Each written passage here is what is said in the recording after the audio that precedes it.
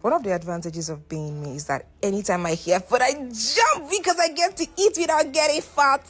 Anyways, this is me trying out Kilishi, and that's my name on my shirt. My name is on Sydney. I like to say my name out loud because come on, why would anytime I get to this spot, people keep giving me meat. Like, hey baby, take my meat, take my meat. I'm like, oh no, I don't want. But this man stood up for me. Like, he did stood up for me because the way he approached me, it was so good. And not just good, his Kilishi was tasty, my darling. Selling is way more than how good your product is. It's also how you serve. So in the midst of everybody, he walked up to me and said really nice, sweet words to me. And I'm like, no, baby, I have to take your number now because what? So if you ever find yourself in Area 1 and you want to get Kilishi, this is the number to call. His name is Bashir S. Power.